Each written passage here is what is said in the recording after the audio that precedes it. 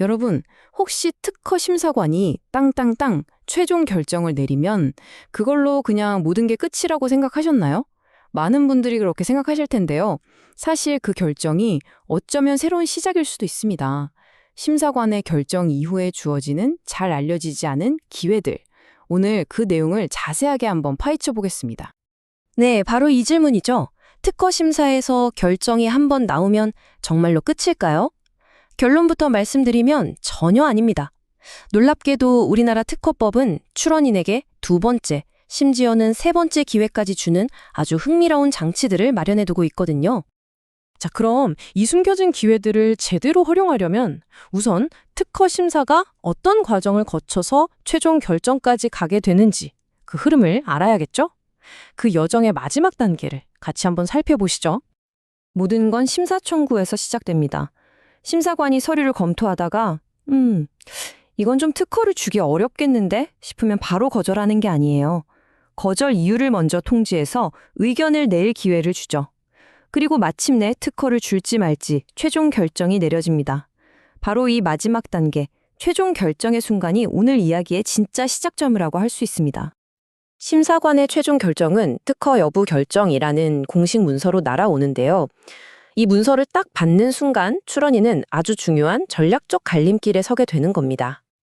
이 특허 여부 결정이라는 게 그냥 합격, 불합격 이런 간단한 통지서가 아니에요. 법적으로 왜 그런 결정을 내렸는지 그 이유를 반드시 적어서 서면으로 보내줘야 하거든요. 그리고 제일 중요한 건 뭐냐? 이 서류를 송달받는 그 순간부터 모든 기한을 개선하는 시계가 똑딱거리기 시작한다는 겁니다. 자, 바로 여기서 첫 번째 히든카드가 등장합니다.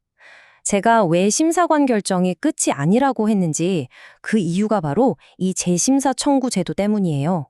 법이 보장해주는 아주 강력한 두 번째 기회라고 할 수 있죠. 재심사 청구를 활용하는 방법은 크게 두 가지인데요. 첫 번째는 예상대로 거절 결정을 받았을 때입니다.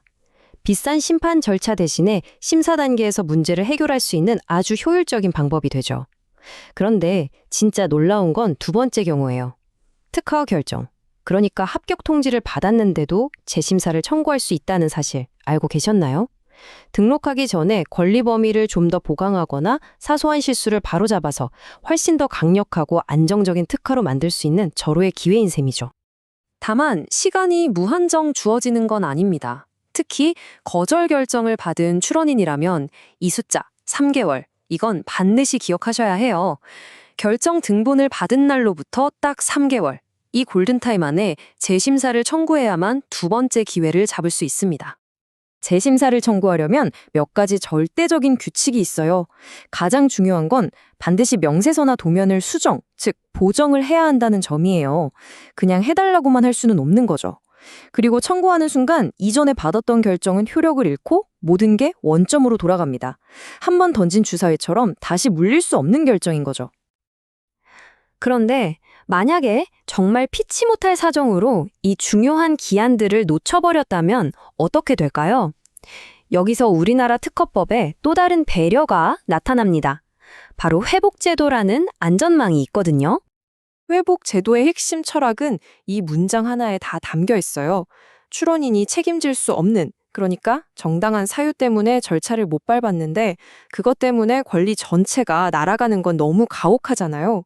그런 상황을 막아주기 위한 구제장치인 셈입니다. 이 안전망이 모든 기한을 다 살려주는 건 아니고요. 하지만 가장 치명적인 두 가지 기한을 구제 대상으로 삼고 있어요. 바로 출원하고 3년 안에 해야 하는 최초 심사 청구 기한하고 우리가 방금 배운 재심사 청구 기한입니다. 이 두 가지는 놓치면 특허 자체가 사라질 수도 있으니까요. 물론 이 안전망을 아무나 이용할 수는 없습니다. 세 가지 조건을 전부 만족해야 하는데요. 첫째, 천재지변처럼 어쩔 수 없는 정당한 사유가 있어야 하고요. 둘째, 그 사유가 사라진 날로부터 2개월 안에 신속하게 밀린 절차를 밟아야 합니다.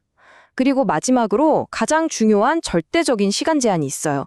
바로 원래 마감일로부터 1년입니다. 네, 바로 이 1년입니다. 회복 제도라는 안전망이 있긴 하지만 그 안전망에도 유효기간이 있는 셈이죠.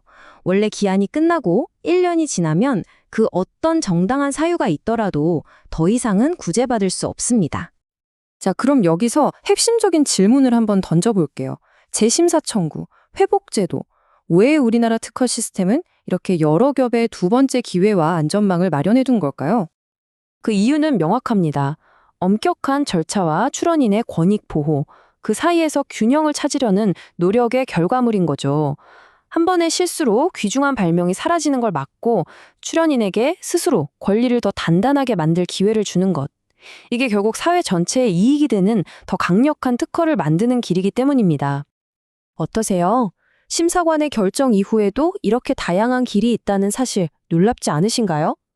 엄격하게 기간을 지키라고 요구하면서도 동시에 여러 구대 장치를 통해서 출원인을 보호하려는 이 복잡한 시스템. 여러분은 이 제도가 관원 이상적인 균형점을 찾았다고 생각하시나요? 한번 고민해 볼 만한 질문을 남기면서 오늘 설명을 마치겠습니다.